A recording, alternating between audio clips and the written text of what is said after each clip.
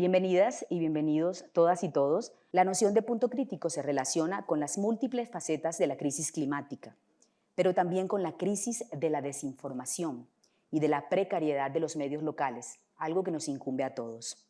Se multiplican las noticias falsas difundidas a través de distintos canales, las redes sociales, algunos de ellos, y mientras tanto se desvanecen los recursos de los medios de comunicación y a su vez los periodistas enfrentan amenazas terribles por abordar este tipo de temas.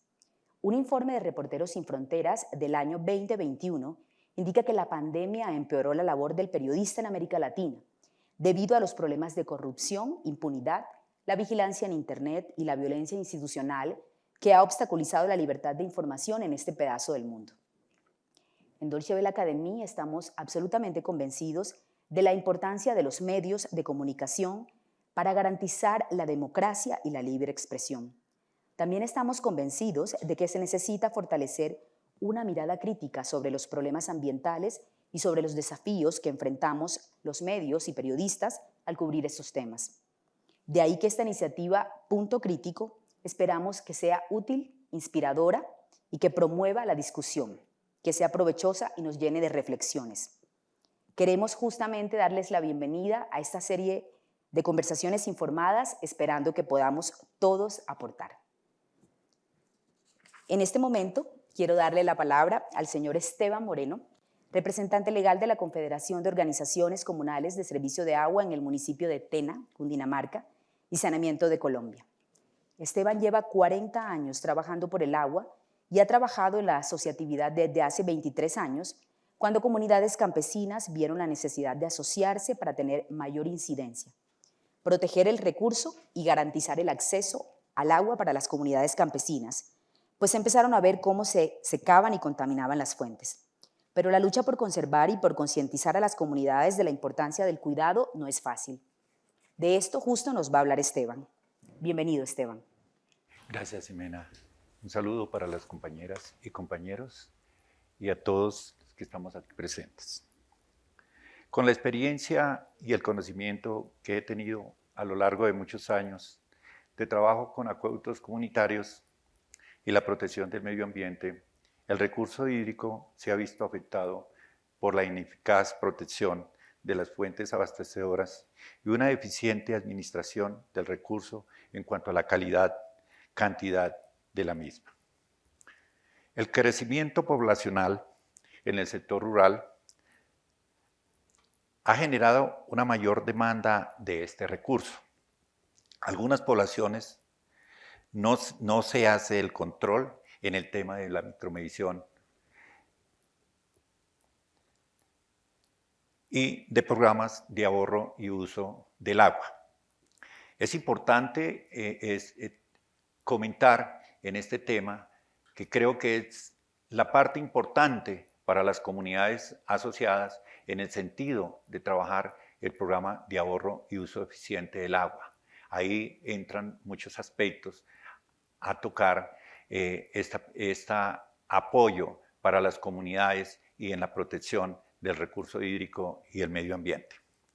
Debemos tener en cuenta que en nuestro país no se han implementado tecnologías que permitan el tratamiento en el consumo de agua salada, la cual comprende la mayor parte del territorio, y el agua dulce que se tiene está contaminada por diferentes acciones antrópicas, tales como los cultivos y los diferentes vertimientos que se encuentran, como los cultivos, la ganadería y las explotaciones en otras especies.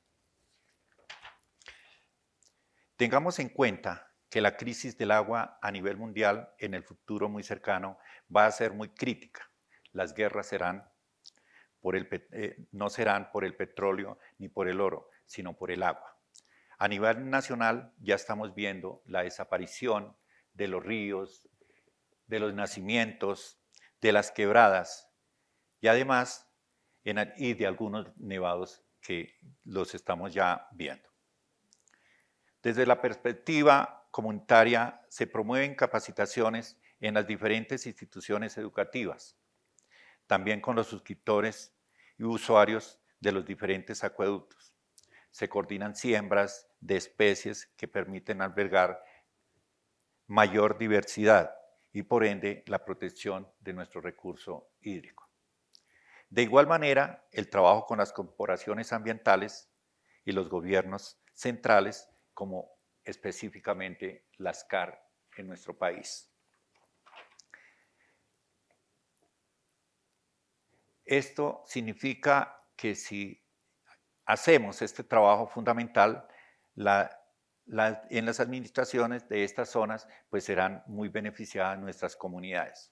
Por lo tanto, desde las comunidades y entes administrativos, es importante gestionar la adquisición de predios en zonas estratégicas con los entes territoriales, los cuales deben invertir en un porcentaje no menor al 1% en lo que nos indica la Ley 99 de 1993. Hay que enfatizar en el tema porque es lo que nos protegería nuestras grandes fuentes si esto lo llevamos a cabo, pero desafortunadamente encontramos ciertos tropiezos en estos entes territoriales porque hacen caso omiso a esta norma.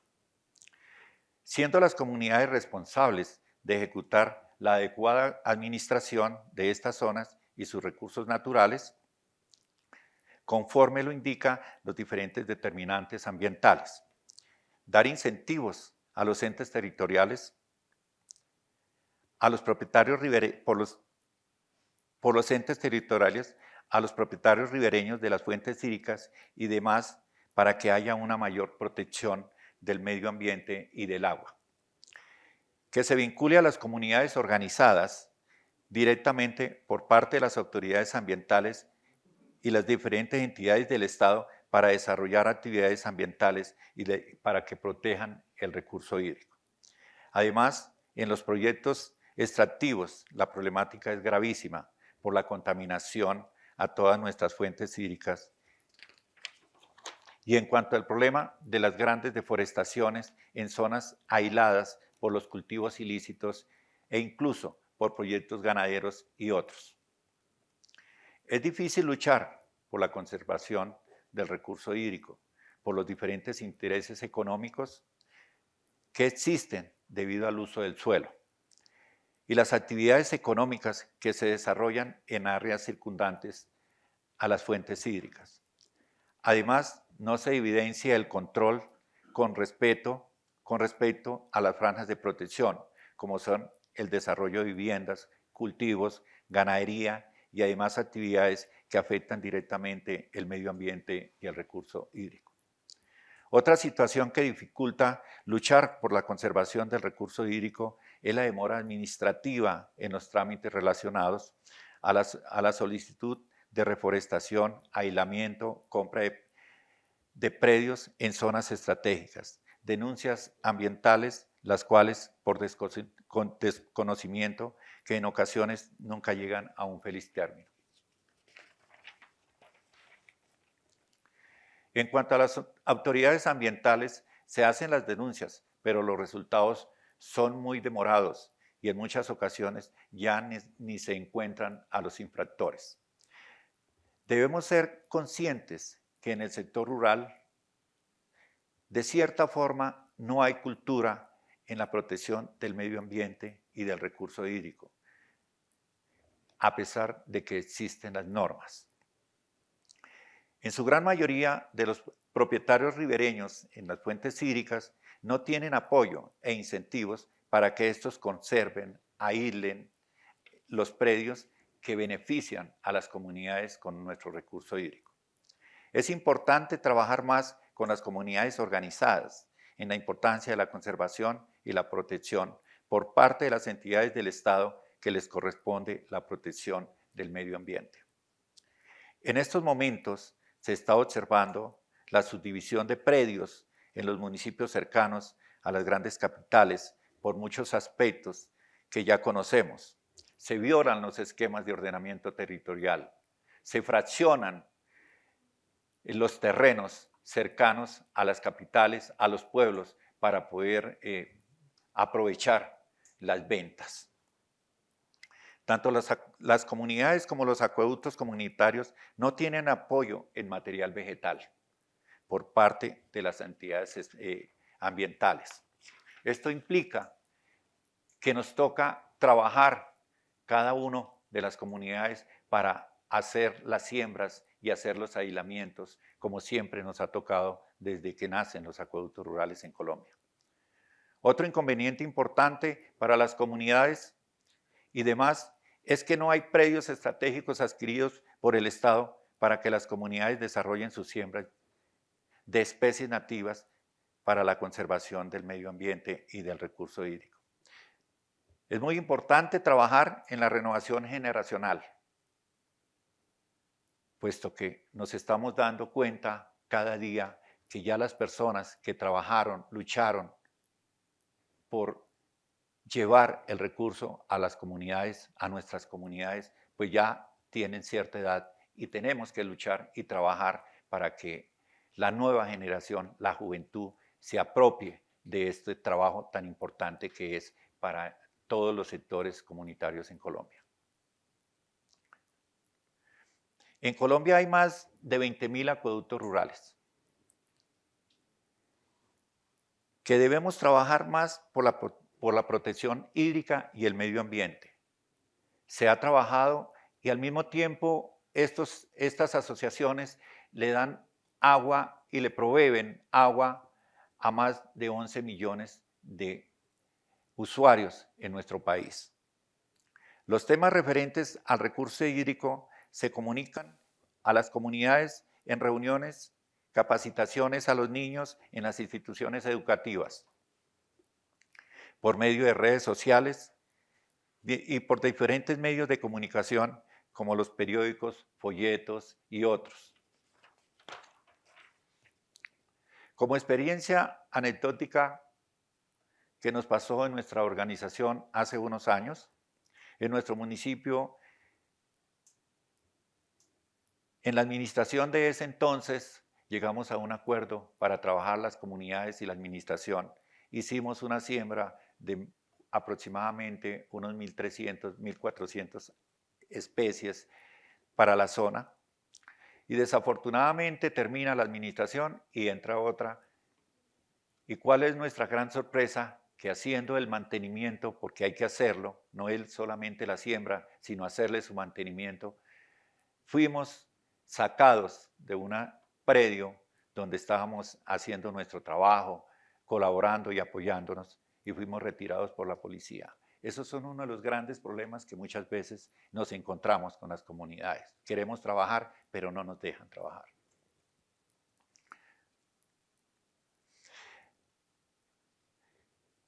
Aunque las normas son claras, lo expresan, y aunque deben hacer efectiva la protección del recurso hídrico de manera general, es como controlar el caudal, demanda, oferta hídrica, cuidado y conservación de áreas que protegen el recurso.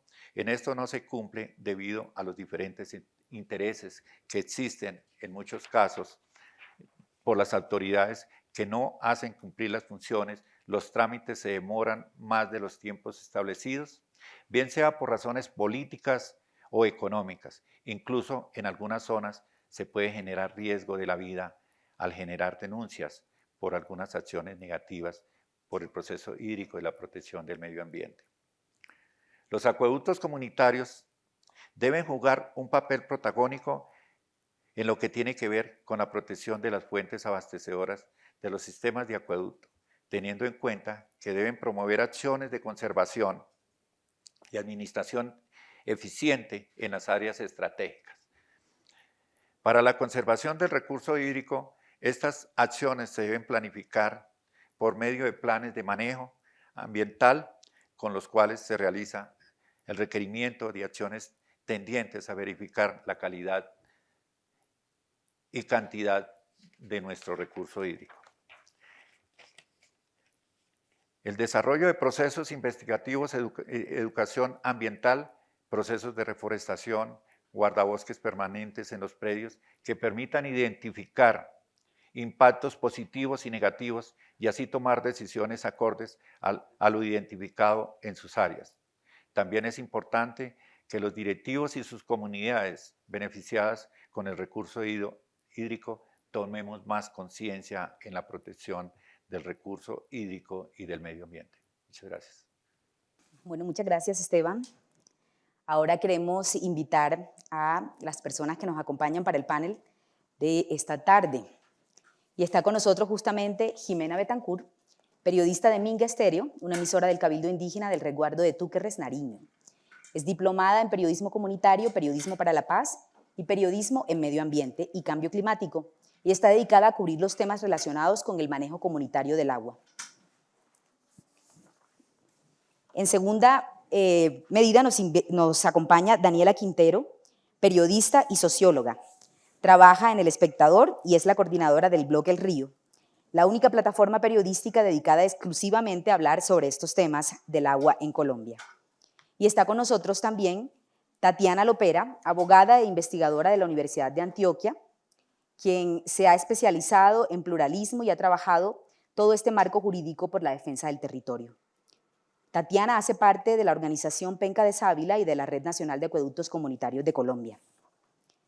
A Tatiana, a Jimena y a Daniela les damos una cordial bienvenida, no sin antes manifestarles quizás un apunte interesante de lo que nos deja Esteban Moreno en su planteamiento, y es lo que se configura, se constituye en el territorio con todos los acueductos rurales. El llamado de atención que nos hace relacionado con el interés que nosotros como ciudadanos deberíamos multiplicar cada vez más para desarrollar un trabajo mucho más acorde. Y en ese sentido es que precisamente queremos llevar la charla con ustedes, mujeres que están vinculadas al escenario de la comunicación, del periodismo y del derecho, y que seguramente nos van a dar unas luces muy interesantes. Bienvenidas, chicas. Bueno, antes que nada vamos a comenzar con Tatiana, y hay un tema súper importante que tiene que ver con los acueductos que luchan por trabajar en lo ambiental, en la siembra de árboles y en las mediciones para conservar el agua, pero que enfrentan cualquier cantidad de obstáculos, ¿no? ¿Cómo la comunicación puede aportar entonces a vencerlos? ¿De qué manera podríamos pensar justamente en ello? ¿Qué herramientas podríamos comenzar a usar para seguir trabajando todos estos desafíos e informar adecuadamente y cercano a la comunidad? Bueno, buenas tardes a todas, a todos. Muchas gracias por la invitación, muy contenta de estar en este espacio y participar, conversar de eso. Bueno, mira que la comunicación ha sido muy importante para los acueductos comunitarios en dos dimensiones, ¿cierto? Primero, esa comunicación hacia adentro, que hemos nombrado pues, muchas veces comunicación comunitaria, que es todo este ejercicio de pedagogía y de acceso a la información a las mismas comunidades que están en los territorios sobre la defensa de su territorio, del agua, pero también esa pedagogía de la importancia de cuidar su territorio, ¿cierto? Que es donde viven y donde desarrollan pues como su vida personal, familiar, comunitaria, ¿cierto? Desde ahí se han explorado distintos mecanismos, distintas formas como afiches, programas radiales en las emisoras comunitarias, mensajes de difusión por WhatsApp, fiestas, carnavales también en las veredas, mingas, para facilitar como toda esta comunicación y esta organización comunitaria. Pues eso por un lado, y eso ha sido pues muy importante porque también donde hay comunidad como organizada y fortalecida, pues entonces se encuentra como una resistencia también frente a esas problemáticas, y vemos que hay casos exitosos, ¿cierto? Donde hay comunidad organizada, es más difícil que estas amenazas como que continúen sin ninguna, digamos, respuesta, y eso. Y por el lado de la Red Nacional de Acueductos Comunitarios, pues nosotros somos una articulación de distintos procesos regionales del país, está desde el 2011, ha ido creciendo, se han ido uniendo diferentes procesos, recientemente se formó la red de acueductos de Nariño, se está formando una red de acueductos del sur del Huila, y allí nos hemos enfocado como en dos cosas, ¿cierto? También es muy importante la parte de la comunicación hacia afuera, la denuncia de esas amenazas y esas problemáticas que están en los territorios, también digamos nuestras posturas y reflexiones sobre el marco normativo de gestión del agua, pero también le hemos dado muchísima importancia a comunicar esas experiencias exitosas en temas de conservación, de organización, de las asambleas, comunicarlo a los distintos procesos para que se dé también un intercambio de saberes y experiencias. Y por ahí pues también desde la red entonces hay un equipo que lo conforman distintas personas de los territorios que se encargan de estos temas y además pues están estas plataformas que sirven muchísimo, pues la plataforma de Facebook de la Red Nacional, la página de la Red Nacional donde se encuentran todas estas cosas. Hemos visto que el WhatsApp es un medio pues, que funciona muy bien en contextos urbanos y rurales, pero pues el desafío también es tener mayor cobertura y llegar a, digamos, a esa cotidianidad, a esa cosa más cercana de la emisora radial, del voz a voz. Entonces, por ahí están los retos, pero en eso estamos. Muchas gracias. Bueno, y para mis colegas Daniela y Jimena, el tema de los acueductos comunitarios o cuando hablamos de estos vínculos con el agua no son muy frecuentes en los medios de comunicación. Hay que ponerse la mano en el pecho y decir, no está tan presente el tema, o por lo menos no de manera sostenible. ¿Qué es lo que hace falta? ¿Cuáles serían las claves que ustedes dos, estando en medios a nivel regional, local y estando en un medio nacional, podrían aportarnos? Bueno, yo creo que, digamos, más allá de los acueductos comunitarios, realmente los temas de agua en general no son visibles en los medios de comunicación, sobre todo pues, el que yo conozco, que es un medio de divulgación nacional. Solemos cubrir muchos temas sobre medio ambiente, generalmente relacionados con temas de deforestación, con temas de fauna, de flora, pero el agua es un tema que generalmente hemos dejado de lado, hemos dejado súper olvidado y como que ha faltado impulsar esa parte de la agenda. Yo creo que esa es una de las apuestas que nosotros estamos haciendo en este momento particularmente y es tener una persona que esté dedicada a cubrir y a seguirle la pista de esos temas de agua, porque uno al principio dice, no, pues de agua tantas cosas, no sé por dónde enfocarlo, ¿no? Si acueductos comunitarios, si conservación, si calidad del recurso, si temas de salud, pero que haya una persona como siguiéndole la pista con el radar encendido sobre todo lo que está ocurriendo alrededor del agua, empieza a generar también unas conversaciones muy interesantes con los colegas y las colegas de los territorios, con las personas que están en las comunidades y que tienen que vivir directamente las afectaciones por la escasez del recurso, por la falta de recurso, por la contaminación.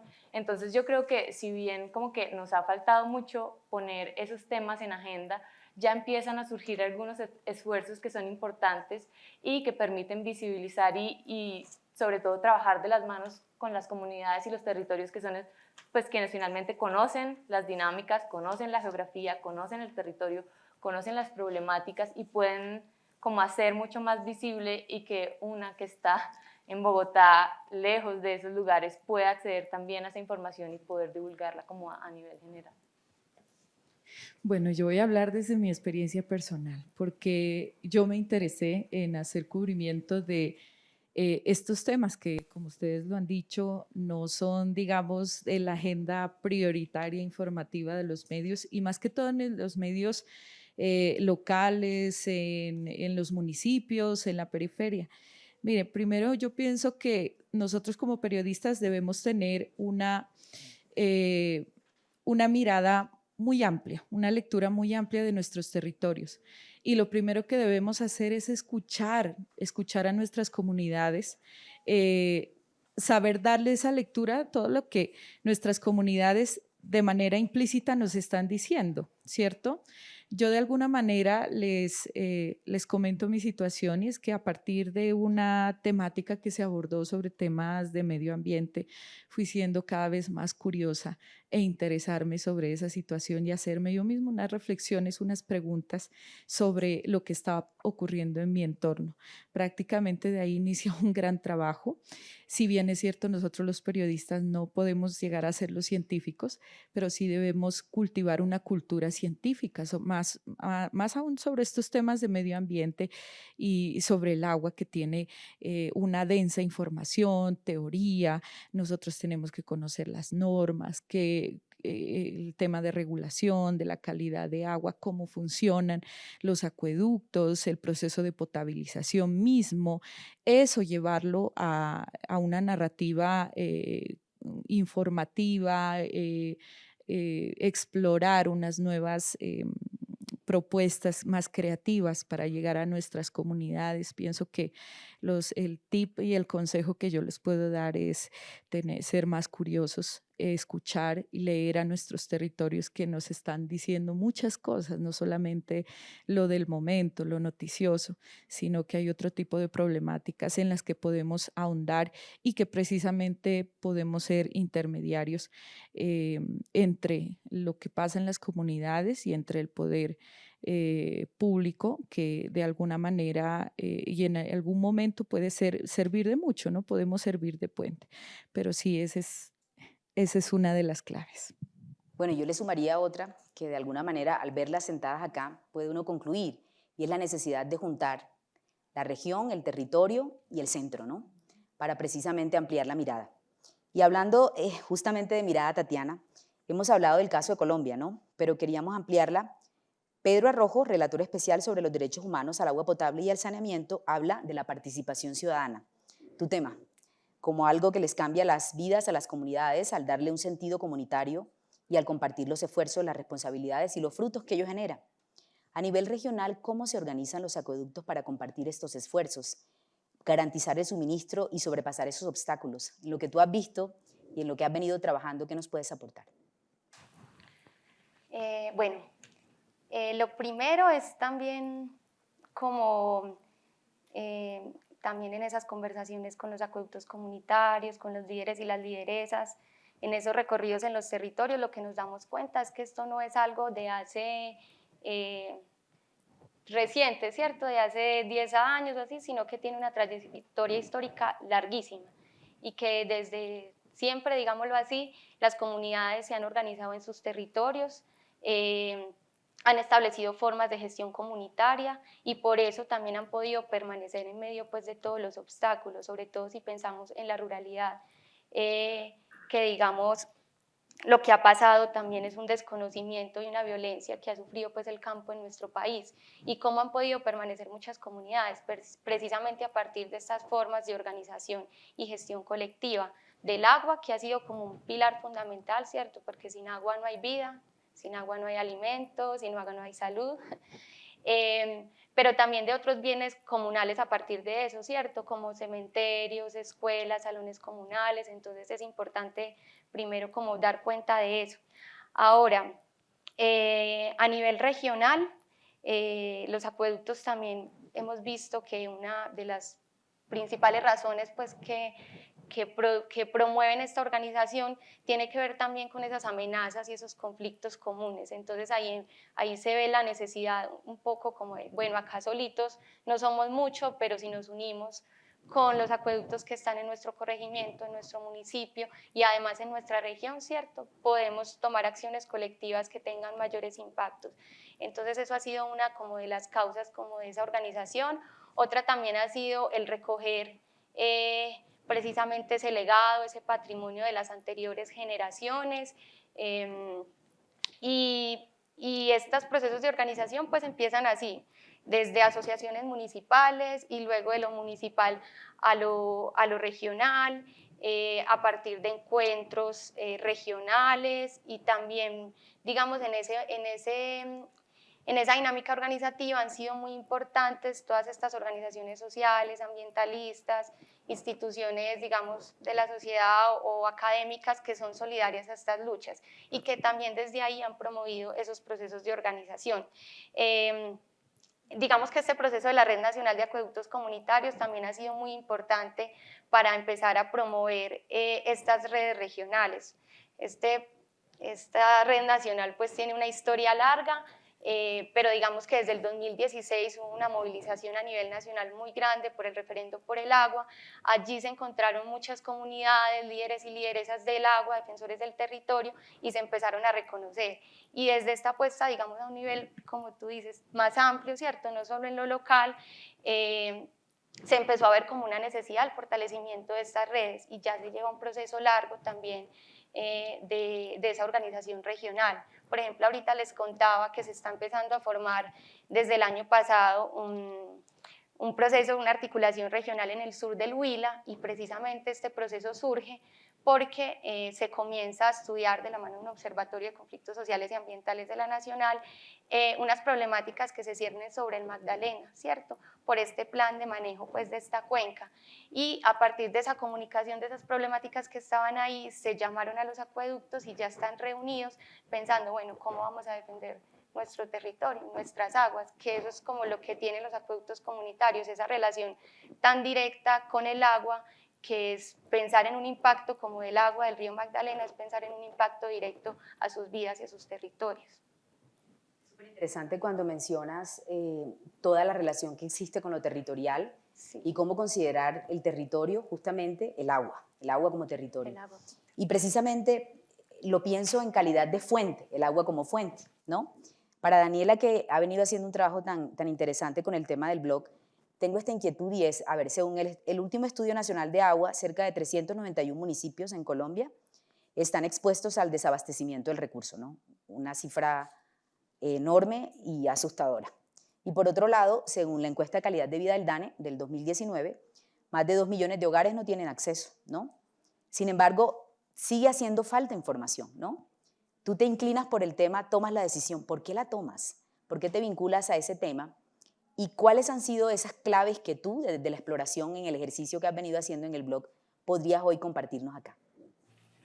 Bueno, pues yo creo que un poco como lo venía diciendo, Colombia es un país casi que se ha construido de espaldas a los ríos y a las fuentes de agua, ¿no? Entonces, digamos, poder ponerle atención a esos temas en primera instancia, pues es una manera como de saldar esa deuda histórica que como país hemos abandonado, y es una fuente tan importante que era, como lo decía ahorita la compañera, los ríos como fuente de vida, ¿no? Como sin el agua de los ríos, de los páramos, de los glaciares, pues muchas comunidades, incluso nuestra propia existencia, se pone en riesgo. Entonces yo creo que un primer punto es ese, es como un poco ser conscientes de esa importancia que tiene el agua en nuestras vidas y en nuestros territorios, y que muchas veces le quitamos y ignoramos y olvidamos.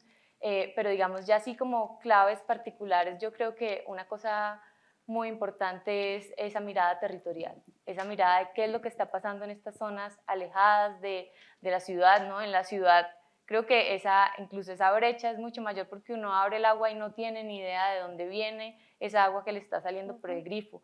Lo lindo de estas acciones y de estos trabajos comunitarios, de acueductos comunitarios, es que se crean unas redes de construcción, de apoyo, unas redes incluso con el mismo territorio, ¿no? Si yo sé de dónde estoy yendo a sacar el agua para traerla a mi casa y a mi vereda, pues sé cómo puedo conservar esa fuente y sé cómo puedo también pues ayudar y visibilizar lo que está pasando alrededor de ese tema. Entonces yo siento que de verdad las personas en los territorios son súper claves para toda la agenda que tiene que ver con el agua, sobre todo también ahorita, que pues uno digamos, de los temas que nos enmarca aquí en este momento es la crisis climática, y yo creo que esas alertas un poco más visibles que nos está dando esta crisis climática están súper relacionadas con el agua, ¿no? Temporadas de lluvias generan inundaciones, temporadas de sequías, escasez de agua, entonces hay que recurrir a unos pozos subterráneos que no tienen de pronto la calidad que se requiere para el consumo, que requieren otros tratamientos. Entonces yo creo que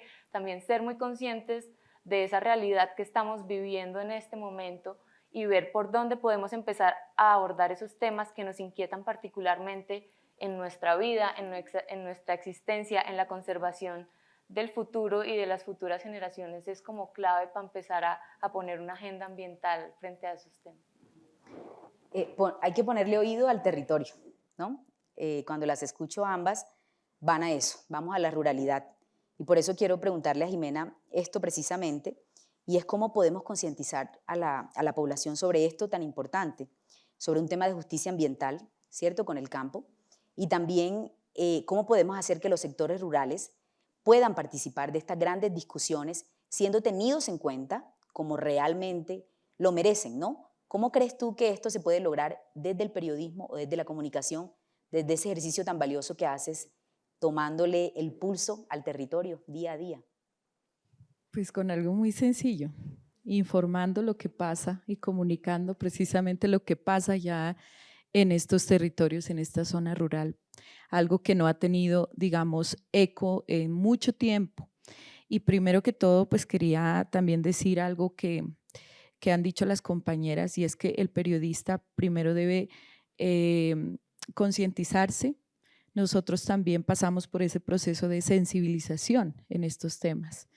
Y muchos de nosotros nos consideramos también activistas ya. Prácticamente tomamos las riendas de lo que son estos temas.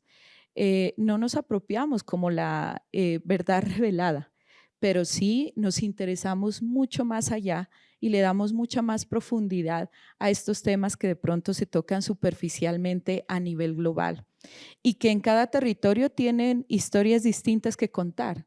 Son contextos muy distintos, así como hablamos de la diversidad en Colombia, pues precisamente en nuestros propios territorios hay una cantidad de problemáticas y de situaciones muy particulares que es donde nosotros debemos informar y escuchar, como tú lo has dicho. Sobre esto, pues es informar, es llevar esa información también y servir de canal de comunicación entre las comunidades y entre el poder público y entre las autoridades también. Sabemos, como lo ha explicado Esteban, que el tema de los acueductos rurales no es solamente una responsabilidad de las juntas administradoras locales, también hay una responsabilidad del Estado y del gobierno, o en este caso del gobierno local, fortalecer este tipo de asociaciones y estos sistemas. No acabarlos, sino fortalecerlos, puesto que como en mi territorio se construyeron muchos de los acueductos rurales con base en las mingas, ese trabajo solidario, ese trabajo comunitario, altruista, diría yo, que de alguna manera se ha ido poco a poco perdiendo, y es porque precisamente le hemos dejado la responsabilidad al Estado. Y en esto sí tengo que ser clara, la responsabilidad del cuidado del agua como derecho es una responsabilidad compartida. Pero ¿cómo lo llegué a entender? Pues conociendo, leyendo, estudiando, investigando, profundizando estos temas que son un poco densos, técnicos, pero que de alguna manera me han servido para darle una mirada y una visión distinta de lo que se está viviendo en mi territorio. Cuando mencionas las mingas, siempre me llevas a pensar en la fuerza enorme de lo colectivo, ¿no? Y los acueductos rurales y los acueductos comunitarios son una fuerza en sí mismo.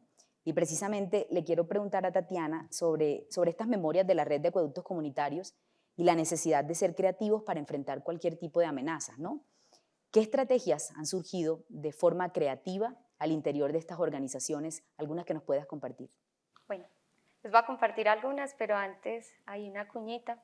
Esta cartilla sobre las memorias de la Red Nacional la pueden encontrar en la página de la Red Nacional de Acueductos Comunitarios.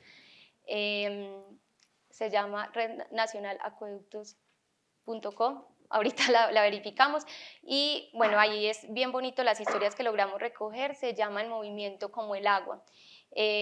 Ahorita, preciso con lo que decías, y de Nariño, hay una experiencia bien bonita en un corregimiento de Nariño que se llama Gualmatán, y allá en Gualmatán tiene una reserva que se llama la Reserva Pumamaque. Esta reserva es una reserva que las mismas líderes reconocen como una reserva comunitaria, que no es necesario, digamos, formalizarla como una reserva estatal y todo eso, sino que lo más importante es que la comunidad reconozca y se relacione con este territorio desde el cuidado, ¿cierto? Y desde esa conciencia de que si se cuida el agüita que está ahí, se está cuidando también el agüita para la comunidad, para los animales, para los cultivos, ¿cierto? Porque también, digamos, una cosa muy creativa que uno escucha en Nariño, en Gualmatán, pero también en otros territorios, es que la mejor tecnología es la de la naturaleza, ¿cierto? Y que aunque digamos en algunos contextos es necesario unas formas de tratamiento y de potabilización y todo, lo más importante también es ir a la fuente, cómo están esos ecosistemas que nos abastecen. Y desde ahí se han desarrollado pues estrategias súper creativas para de conservación, pero también a partir de la conservación unir a la comunidad en esos procesos. Por ejemplo, este proceso en la Reserva Pumamaque ha sido también de la mano de los jóvenes, de los niños, de las niñas. Antes era un lugar, esa fuentecita pues no era vista por la comunidad, de hecho le echaban basura o cosas así, y desde hace 20 años viene ese proceso y ya ahorita es una reserva pues preciosa, ¿cierto? Llena de vegetación, el agua muy limpiecita y todo. Esa experiencia me parece muy bonita. También hay unas experiencias muy creativas también de unión y de proponer formas alternativas de relacionarse con el Estado.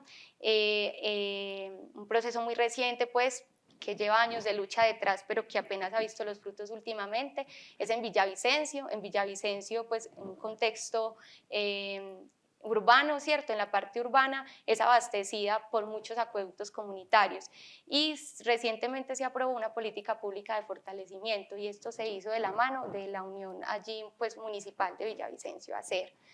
Y eso por ese lado, y quería también resaltar el papel de las mujeres en esta defensa de la gestión comunitaria del agua. Y también hay un proceso que se ha impulsado desde la Asociación de Acueductos Comunitarios de Antioquia, que ha sido de Escuela Comunitaria del Agua de las Mujeres.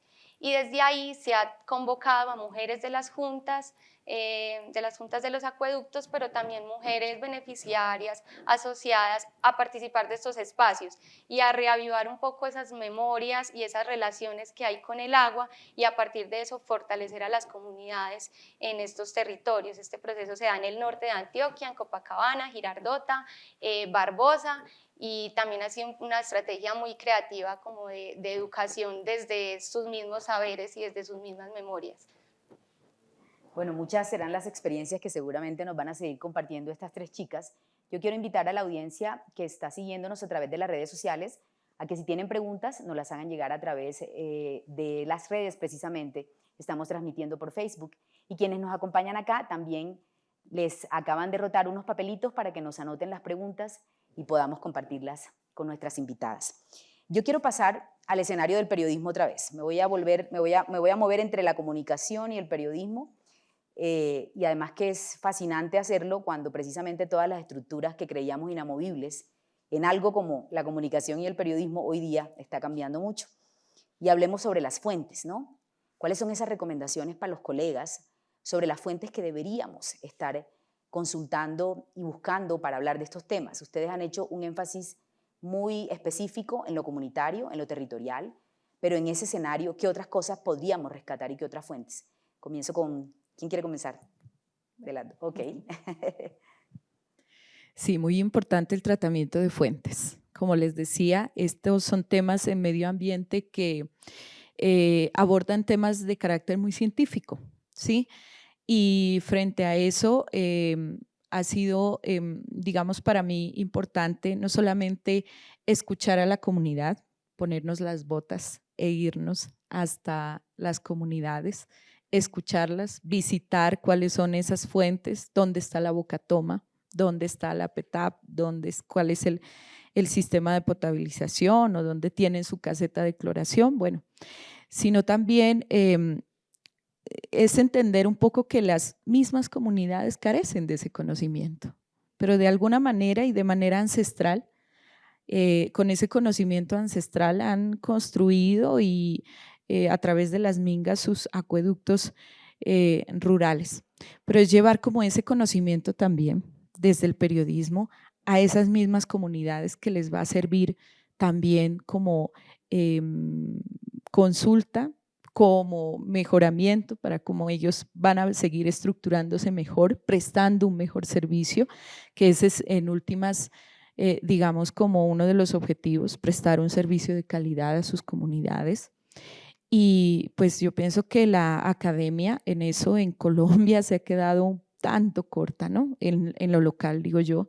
Yo he podido leer muchos informes acerca del agua, de los procesos de potabilización en Colombia a través de la Universidad Nacional, a través de documentos científicos de Javeriana, pero también en lo local la academia es importante. Sé que la Universidad de Nariño también adelanta estudios científicos que nos sirven a nosotros y son muy útiles porque sabemos que allí encontramos la información precisa datos precisos que nos sirven a nosotros para poder aterrizar esa información y también transferirla a las comunidades. Pienso también que son las mismas comunidades esas fuentes inagotables de información, porque es desde la experiencia que ellos tienen, que a nosotros nos van dando una idea, una visión general de la realidad, de la prestación del servicio, de las condiciones de cada territorio. En este caso, en mi municipio, somos 45,000 habitantes aproximadamente y allá están constituidos, digamos, alrededor de 64 acueductos rurales, comunidades que de manera incipiente pues están trabajando, pero que necesitan también ser ayudados a través del periodismo, comunicándoles cómo funciona, cómo está regulado el tema de la prestación de este servicio y son también las entidades públicas las que nos han brindado información. En el departamento de Nariño, el Plan Departamental de Aguas, la misma Corporación Autónoma Regional brinda espacios y asesoría en lo que tiene que ver con el tema ambiental, la concesión de aguas, las empresas prestadoras de servicio que ya están, digamos, en un nivel avanzado. En mi municipio está una empresa que ha brindado también asesoría a los acueductos rurales e informado cómo deben organizarse mejor. Entonces también son mis fuentes de información en las que yo me apoyo. Y a nivel nacional, el Ministerio de Vivienda, también tenemos, por ejemplo, que se me ocurre la cooperación internacional, ONU Medioambiental le brinda también herramientas y documentos de carácter científico, porque precisamente ese es nuestro reto, aterrizar esos datos, esa teoría, toda esa información que es muy densa, pero a las comunidades. ¿Cómo decirlo? ¿Cómo procesarlo? Esa ha sido siempre mi pregunta y todos los días digo, bueno, ¿cómo vamos a hablar del proceso de potabilización en términos de que nuestras mismas comunidades entiendan que no es solamente captar el agua de la fuente, de la bocatoma, sino que eso requiere un proceso un poco más complejo, unos gastos para ir entendiendo qué pasa y luego sí saber qué es lo que podemos denunciar también, ¿no? Porque a veces la falta de información, el mismo desconocimiento hace que nosotros peleemos por derechos que de alguna manera no han sido vulnerados o nos enfoquemos en cosas que de pronto no tienen sentido. Entonces, es primero llevar esa misma información, articularla con nuestras comunidades y posteriormente también esa información que nos proveen las comunidades, esa lectura que nosotros también le hacemos, llevarla a un plano más regional y nacional. Jimena, tú tocaste una cosa interesante y te me adelantaste, que tiene que ver con el cómo contar las historias, ¿cierto? Pero entonces le voy a dar la palabra a Dani para que nos hable precisamente sobre fuentes y también en esa exploración que has venido haciendo con el equipo, en El Espectador, de esos cómo, ¿qué podríamos sumar? Bueno, digamos ya, ¿no? Como para no insistir en lo que hemos dicho a lo largo de esta conversación, sin duda una de las fuentes principales es la comunidad de las personas que habitan el territorio, pero más allá de eso yo siento que el territorio mismo también cuenta muchas historias y nos permite también maneras y como generar otras formas distintas de contarlas, lo que decía la compañera Jimena, ir, ponerse las botas, conocer, ver cómo está, ver qué tan difícil es llegar hasta ese lugar, ver qué tan difícil es la conservación, ¿no?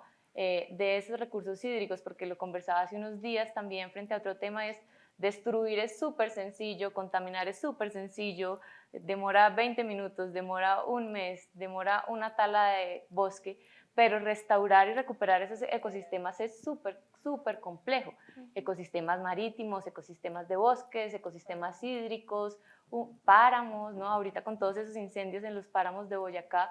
Entonces yo creo que los territorios también, ir a terreno nos cuenta muchas historias y nos permite también muchas maneras de contarlas. Pero también, como decía ahorita Jimena, para mí han sido claves y creo que la pandemia también lo ha demostrado, esa alianza que necesitamos con los científicos y las científicas que están haciendo un trabajo extraordinario por contar también por estudiar, por implementar esas técnicas y esos conocimientos a diferentes espacios y diferentes territorios y sobre todo ayudarnos a aclarar el panorama. Yo creo que como periodistas tenemos que ser muy conscientes que no las sabemos todas, que es imposible responder todo, que es imposible contar todo, que es imposible saberlo todo, pero que sí tenemos unos apoyos muy importantes que nos ayudan a aclarar ese panorama, a decantar esas ideas que tenemos, ¿no? Que son el territorio, la comunidad, la ciencia, los científicos. De verdad, muchas investigadoras sobre todo me han tirado salvavidas en momentos en los que uno ve el panorama todo nublado y no sabe qué hacer, y ellas llegan y dicen, oye, no, míralo por ahí. También me ha servido mucho como fuente ingresar como a grupos de la sociedad civil que promueven acciones de conservación. Entonces hay grupos que promueven la conservación de alta montaña, de los glaciares, de los páramos. Estar en esos grupos le permite estar a uno también al día de qué es lo que está ocurriendo en esos lugares, qué se está moviendo, cuáles son sus inquietudes. Los grupos de WhatsApp, los grupos de Facebook, Twitter ahorita también es como una herramienta de demanda súper importante. Entonces, digamos que yo creo que esos son los lugares a los que yo voy para buscar información, pero también, pues sin duda se necesita consultar con las autoridades, ¿no? Ver qué es lo que las autoridades están haciendo frente a diversos temas, qué tanto se ha avanzado, si no se ha avanzado, cuáles son los planes para avanzar en esas materias, qué se está gestionando, qué se está haciendo. Entonces, en el Ministerio de Ambiente, particularmente yo consulto mucho la Dirección de Gestión del Recurso Hídrico, los temas de conservación. Entonces sí, como que a nivel de fuentes ese es más o menos el panorama, las comunidades, el territorio, las científicas y los científicos, la academia, las autoridades, y también ahorita me parece que han cogido mucha importancia las clínicas jurídicas, que incluye un poco el trabajo que hace la compañera y lo que hacemos nosotras dos.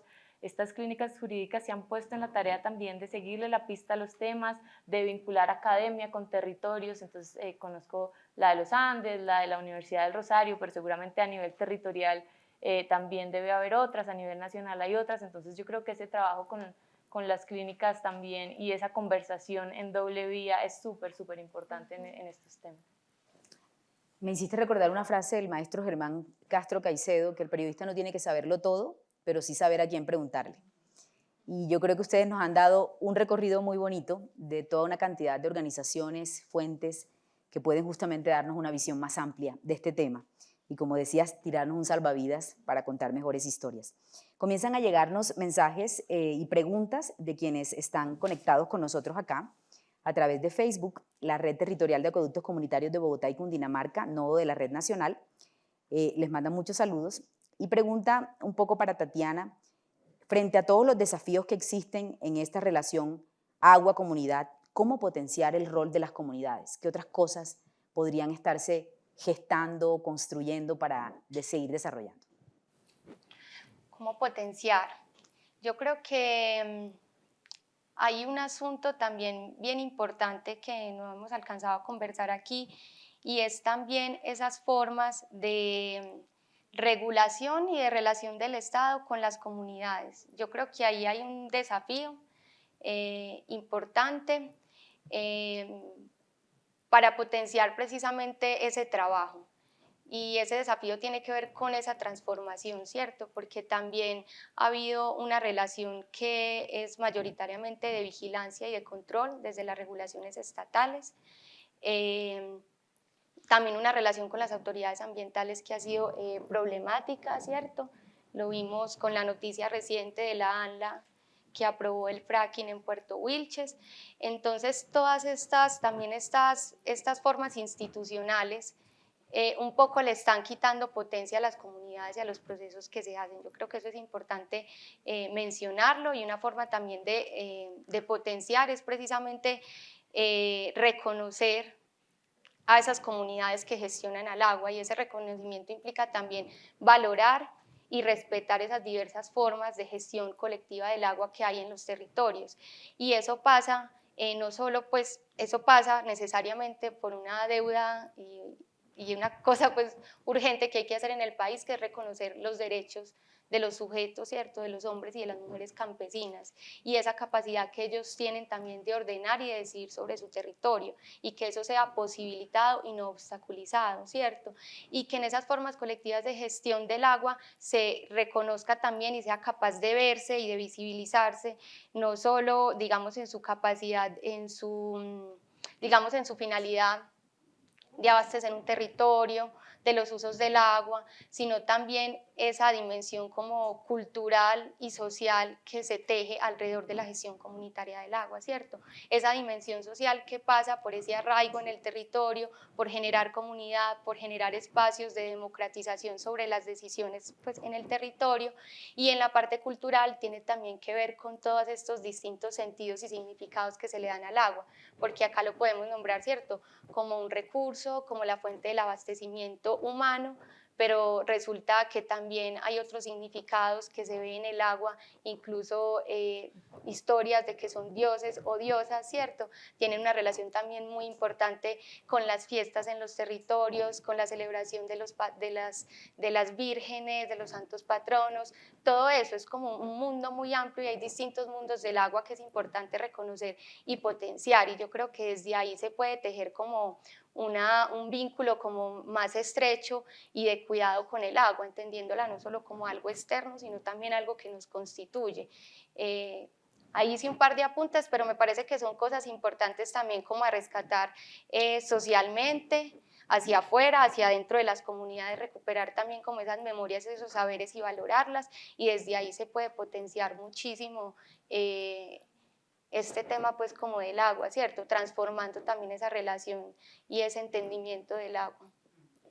Tatiana, haces referencia un poco a lo que ahorita Daniela decía sobre andar el territorio y lo que representa respirarlo, porque él nos puede estar dando ideas justamente sobre nuevas historias. Esta pregunta que viene la estuvimos conversando ahorita antes de comenzar el panel y tiene que ver con cómo problematizar más el tema para salirnos de esa visión romántica que de alguna manera muchas veces se nota en las coberturas, ¿no? Nos hacen esta pregunta por Facebook, no sé, ¿qué opinan? Sí. Dura pregunta. ¿Cómo desromantizar el tema? No, pues es que lo que yo decía al principio, yo siento que alrededor del agua hay un montón de temas, de discusiones, de variables que están enfocadas no solo con la conservación y con el agua como parte de uno, sino también pues con cómo nosotros podemos, sí, como ser conscientes de que eso que está ahí, pues, digamos, pertenece a un territorio y hace parte de este lugar, y también, pues, digamos, en ese marco también de los derechos de la naturaleza, de los derechos de los ríos que se han vuelto tan importantes ahora, pues nosotros tenemos que cumplir unas acciones y unos roles como sociedad para cuidar, respetar y conservar esos recursos. Entonces yo creo que, pues claro, normalmente alrededor del agua uno siempre piensa en estos temas de conservación, del agua como eje de vida. Yo creo que es muy importante, pero también es muy importante como ver cuáles acciones podemos empezar a implementar nosotros, qué acciones podemos empezar a hacer visibles de acciones que ya existen, ¿no? Porque también hay mucha gente en los territorios ya trabajando en la recuperación de esos ecosistemas, hay mucha gente también investigándolos. Entonces, pues yo creo que más o menos mi aporte sería ese, como alrededor del agua hay un montón de variables, hay un montón de temas, mirar en dónde es que estamos teniendo vacíos, qué es lo que nos está haciendo falta contar, qué es lo que no se ha dicho, cómo nos salimos de esa mirada estereotipada alrededor del agua y buscamos otros enfoques y buscamos cosas que no se hayan contado y buscamos, sí, nuevas voces, nuevos temas que incluyan todo esto que mencionaba ahorita, más allá del ambiente, temas de la salud, temas del agua también, pues con impactos en la salud, la calidad del recurso, pero también pues el agua como, sí, como parte de este planeta que también requiere una atención y una conservación que a veces no le estamos dando. Jimena, ¿quieres agregar algo? Sí. Quiero adicionar a esto que de pronto tenemos que ser insisto en ser más profundos, ¿no? Nos pegamos del cliché, el agua es vida, cuida de ella. Los mensajes que nosotros procesamos van en torno a ese mensaje, pero uno se pregunta, y la pregunta que siempre yo me hago, el agua es vida, ¿por qué el agua es vida? ¿No? ¿Qué hay alrededor del agua? Entonces empieza uno a reflexionar y analizar y va a su territorio y dice, bueno, detrás de un caudal, detrás de un reservorio de agua, ¿qué hay allí? Ser profundos, llevar esa información a través de contenidos periodísticos en los cuales la comunidad se entere un poco más de eso y con eso generar conciencia, porque pues es muy bonito hablar del Día del Agua, que ya pasó hace unos días, del Día del Agua, pero también de las consecuencias de que no lo cuidemos, de cuáles son esas causas primarias y cuáles son esas consecuencias. Sabemos que sí debemos ahorrar el agua, yo no sé por qué a veces dice uno, cuenta con, digamos, el agua diariamente, abre el grifo y a veces de manera mecánica sabe que el agua va a estar ahí. Se empieza a preocupar del agua cuando no hay, cuando hay un racionamiento. Pero entonces, como periodistas, es precisamente llevar esa información, aterrizarla, profundizar un poco más en esas causas y esas consecuencias y entablar también esos puentes, ¿no? Entre las comunidades, entre los acueductos, los responsables, los activistas, las personas que están detrás de esas juntas administradoras de acueductos, cómo es su trabajo, llevarlo a la escena del periodismo, de la comunicación. Miren que hasta informaciones nos suman en los diferentes canales de participación. En la vereda Cascajal, en Subachoque, desaparecieron 5 quebradas. ¿Cómo se puede abordar esta noticia desde el periodismo para generar conciencia? Pues que la noticia es esa, como así que desaparecieron 5 quebradas y uno no se ha enterado y no se ha dado cuenta, como… sí, yo creo que, bueno, y como un poco sumando a lo que mencionábamos antes, nosotros estamos acostumbradas y acostumbrados un poco a cubrir el agua con relación a nosotros, desde una mirada muy antropocéntrica, ¿no? Como el agua nos beneficia, que creo que es esa mirada cliché de la que hablábamos ahorita, cómo el agua nos hace bien, cómo si dañamos el agua nosotros nos dañamos, pero siento que eso hace parte de esa mirada del agua como algo inerte, ¿no? Como los ríos, como una canaleta que corre sin entender y sin darnos cuenta que ahí dentro también hay vida, que ahí adentro hay otros seres, que ahí hay unas dinámicas y unas redes y unas conexiones ecosistémicas fundamentales para que otros ecosistemas, río abajo, río arriba, funcionen, estén sanos, más allá como de nosotros y de nuestro lugar en el mundo, como ese lugar también que tiene el agua. Creo que eso también nos ha faltado a nosotros hacerlo visible y nos centramos siempre en las problemáticas que nos puede traer a nosotros como seres humanos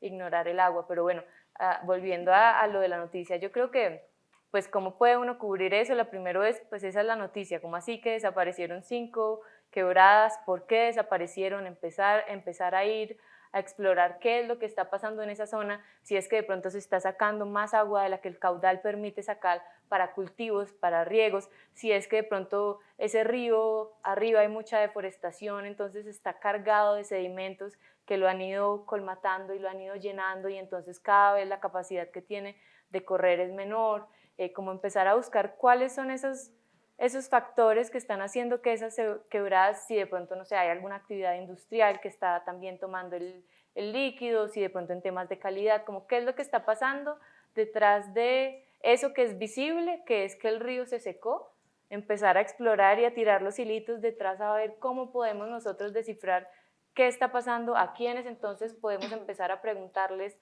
con quiénes podemos hablar, quién nos puede contar un poquito más de ese contexto para pues ya hacerlo como visible, que me parece increíble que no lo sepamos todavía. Te dejo la noticia para que el espectador la cubra, ¿no? Anotada. A mí también me hace pensar como en algo, como que está esta noticia de 5 quebradas que se secaron y qué pasa con todas las que se han secado, las que se están contaminando, las que cotidianamente pues en nuestras ciudades se convierten en basureros y siguen así y no las vemos, ¿cierto? Como que también una pregunta ahorita que hemos estado pensando tanto cómo contar las historias del agua en relación con el agua, cómo contar también todas esas historias invisibles, las que no se ven y no generan grandes noticias, que es esa violencia pues cotidiana y esa relación también con el agua de contaminación, por parte, cierto, de las mismas personas, sí, pero que también tiene que ver una cosa en cómo ordenamos los territorios. Y mira que hay una relación también de las ciudades y de la urbanización con las aguas que ha sido tremendamente destructiva, ¿cierto?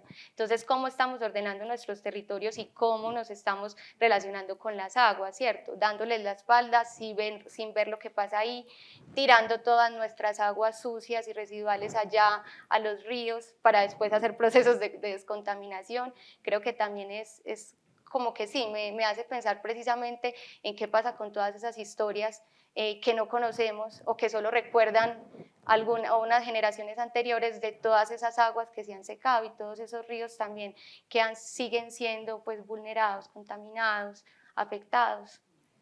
Quizás un ejercicio interesante y valioso que proviene de las respuestas que ustedes nos han dado comience por fortalecer esta agenda y crear este cuaderno visible de temáticas relacionadas con el agua y compartírnoslos entre los periodistas que estamos en el tema para ver cómo cada uno de nosotros puede aportar y que esa agenda pueda monitorearse permanentemente, porque quizás lo que nos hace falta es un seguimiento, como lo han insistido ustedes, ¿no? Lanzamos cosas que luego nadie retoma o que sencillamente olvidamos. La memoria, clave. Hay una pregunta súper importante acá y faltaba que reventara, que tiene que ver con Hidroituango y el impacto legal de este tipo de asuntos en proyectos hídricos. Yo creo que me gustaría escucharte, Tatiana, desde lo legal, cuáles son estos impactos y de alguna manera incluso sugerencias para nosotros periodistas cómo seguir esto, ¿no? Porque de repente saltó a la agenda, cubrió páginas completas, programas, noticieros, pero luego ya no volvimos a escuchar nada. Entiendo muy bien la pregunta por impactos legales. Los impactos legales que podrían tener este tipo de proyectos y cómo de alguna manera seguirles la pista, el caso de Hidroituango. Ya, de pronto, impactos legales, me parece raro esa expresión, pero fue pucha, lo que pasó en Hidroituango es muy, pues ha sido pues terrible, ¿cierto? Porque también implicó todo ese desplazamiento de los pueblos ribereños del río que vivían de la minería artesanal, que vivían de la pesca, bueno, que se entendían como uno pues con su territorio y con ese río, y conversando también, escuchándolos pues también en las audiencias, en las denuncias que ellos han hecho, lo han expresado como con el tema del reasentamiento, ¿cierto? Y estas exigencias pues que hay como de reparación, pues es que para repararnos completamente y como para volver a estar bien nos tendrían que trasladar a otro lugar, pero con nuestro río, porque no se entiende como algo aparte, ¿cierto? Le dicen el mono. Entonces, lo que pasó allá fue muy fuerte, aparte, digamos, esas consecuencias que ha tenido, la crisis que hubo hace 2 años, ¿cierto? Que hubo riesgo de inundación, que eso afectó a las comunidades aguas arriba y aguas abajo.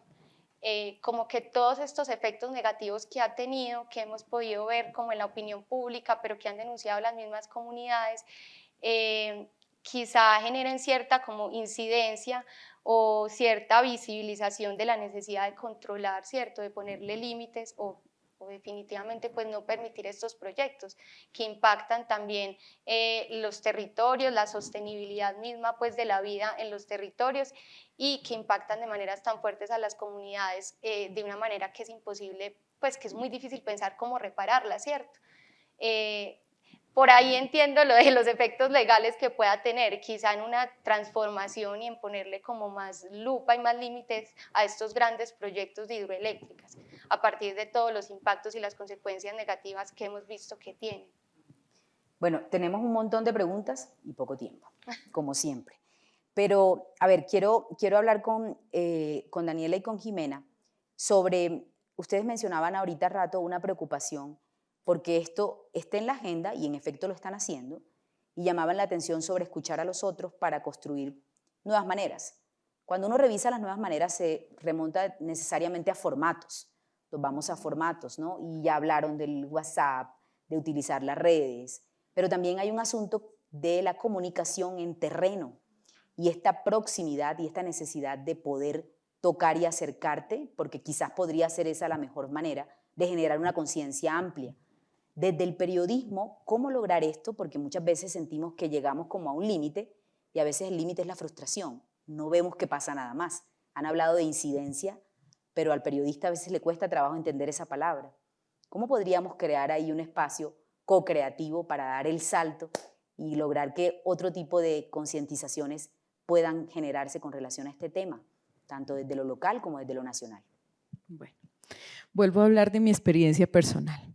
Informar sobre el agua en mi territorio hasta hace algún tiempo era bastante complicado, retador.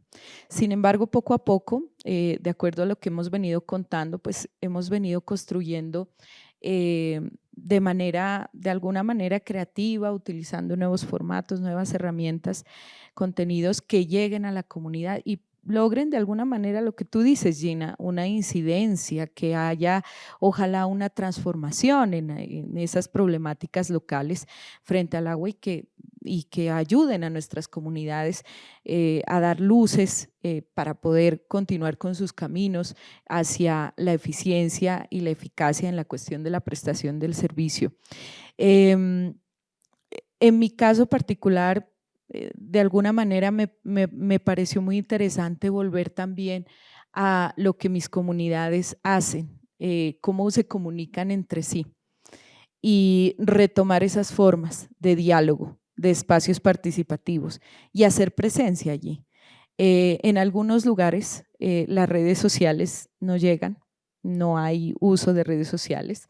Las personas, sobre todo en el campo, se dedican a su trabajo del campo, a jornal, y tienen poco tiempo para acceder a las redes sociales. Es decir, que no hay, digamos, una audiencia ya en cuanto a las nuevas plataformas, redes sociales y formas de informar. Entonces, ¿qué vamos a hacer? Decíamos, si queremos que nosotros o que esta información sea replicada en los territorios, es llegar allá. Es muy difícil, retador, hay que hacer un plan, hay que organizarse mejor, porque si nosotros hemos establecido que el medio ambiente, el agua particularmente, va a estar dentro de nuestra agenda informativa, ya sea semanal, mensual, pues tenemos que organizarnos porque también cubrimos nosotros otras fuentes, ¿no? Hay pocos, digamos, comunicadores que se han especializado, sobre todo en los territorios.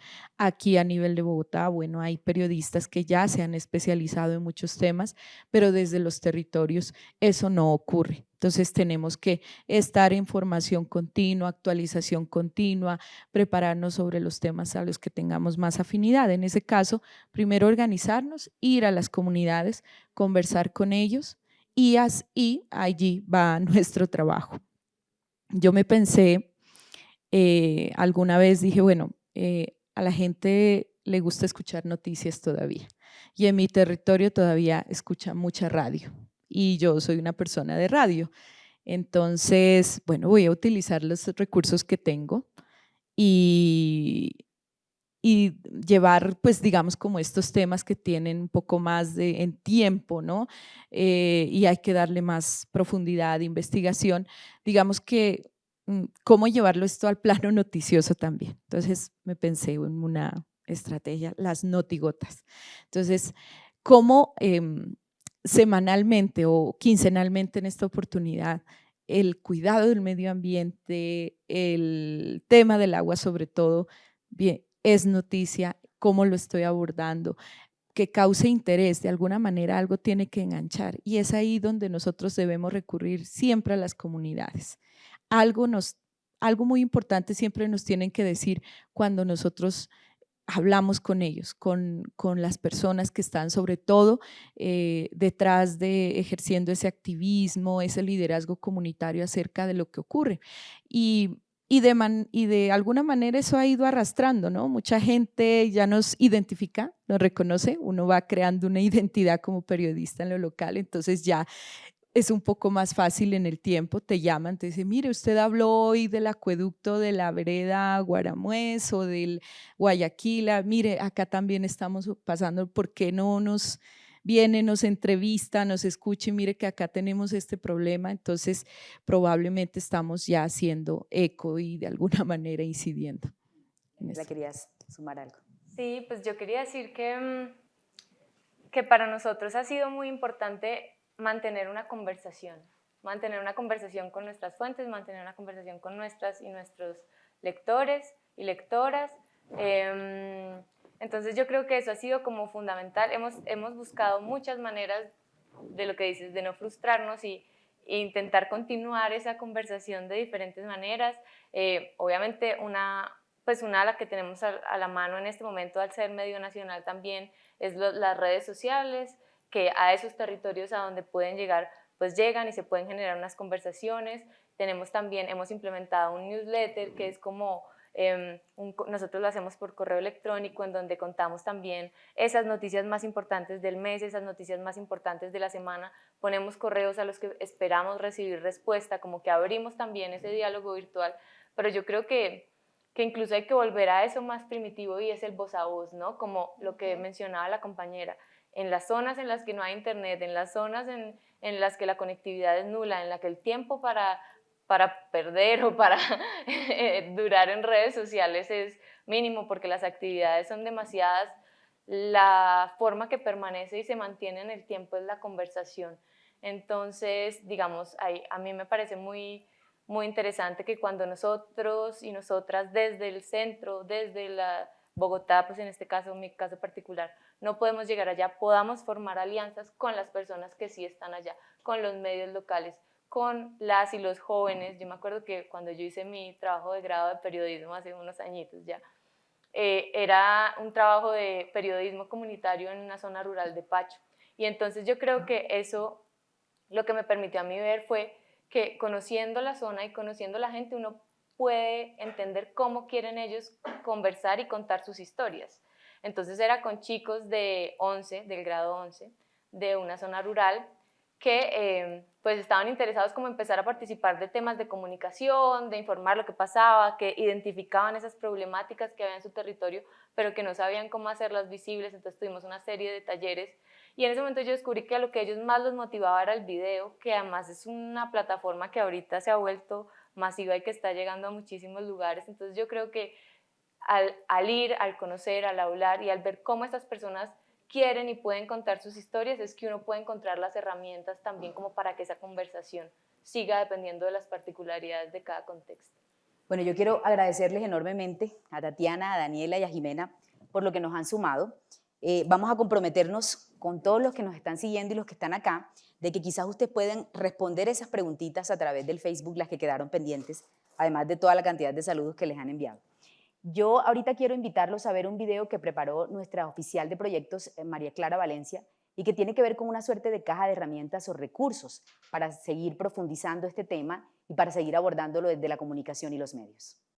La iniciativa Punto Crítico de DW Academy, creada para analizar, comprender y comunicar la crisis climática, quisiéramos compartir con ustedes algunas herramientas que les sirvan para profundizar en los temas sobre los que vamos a hablar en las charlas. De la primera sesión sobre el agua, quisiéramos compartir con ustedes 5 herramientas. Estas son las herramientas para reportear sobre el agua. La primera viene de los acueductos comunitarios.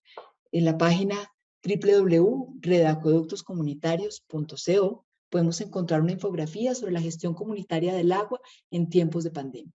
Esta infografía nos muestra las estrategias que realizaron para garantizar el acceso al agua, como el mejoramiento de infraestructura o los protocolos adicionales de limpieza y tratamiento del agua. Pero además nos habla de las acciones comunicativas que tuvieron en tiempos de pandemia y en las que, por ejemplo, las radios comunitarias y las redes sociales jugaron un papel protagónico. Esta infografía, además, nos habla sobre las reflexiones que dejó en los acueductos comunitarios el manejo de emergencias.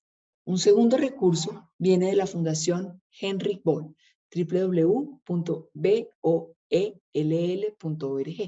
Ahí podemos encontrar las memorias de la Red Nacional de Acueductos Comunitarios de Colombia. Estas memorias nos hablan de las estrategias de organización que se han creado tanto a nivel local, regional y nacional para garantizar una mayor incidencia de los acueductos comunitarios y lograr no solo mejor suministro, sino la garantía de la conservación del agua. El tercer recurso viene del Instituto Nacional de Salud, www.ins.gov.co. Ahí podemos encontrar el índice IRCA, que es un índice sobre la calidad de agua para consumo humano. Este índice analiza la situación del agua municipio por municipio en el país y puede ser una herramienta muy interesante para encontrar historias si acaso el municipio en el que ustedes viven no cuenta con buena calidad de agua. El cuarto recurso viene de la Confederación Latinoamericana de Organizaciones Comunitarias de Servicios de Agua y Saneamiento. La página es www.cloxas.org. En la página, en la parte de publicaciones, podemos encontrar distintos documentos, ya no solo sobre Colombia, sino sobre toda la región de Latinoamérica, hablando de las estrategias que usan los acueductos comunitarios para conservar el agua y también para garantizar el suministro. Un último recurso que queremos compartir con ustedes viene del Instituto Ambiental de Estocolmo, www.sei.org. Ahí podemos encontrar un juego serio creado para mejorar el manejo y ordenación de las cuencas hidrográficas. Ellos, basados en el caso de Campo Alegre en el Huila, hicieron un juego en el que cualquier persona puede suministrar algunos datos y calificar, por ejemplo, la calidad de las fuentes de agua, la disponibilidad del agua, las estrategias de gobernabilidad y gobernanza que existen, los riesgos que hay sobre las fuentes de agua y, por ejemplo, el impacto que juega el sector agropecuario o el sector turismo. Una vez hemos calificado los distintos ítems, este juego nos genera algunas recomendaciones para mejorar el manejo en el agua. Esperamos que estas herramientas sean útiles y los llenen de ideas para crear buenas historias sobre el agua. Bueno, y hemos llegado al final de nuestra primera conversación de Punto Crítico, un espacio para analizar, comprender y comunicar la crisis climática. A todo el equipo de la Deutsche Welle Academy que ha estado organizando esta actividad, muchísimas gracias. También a la Fundación Heinrich Böll por apoyar esta iniciativa. Y pues nos vemos pronto para seguir hablando sobre gestión comunitaria de los bosques. Esperamos hacerlo dentro de un mes y seguir en este Punto Crítico.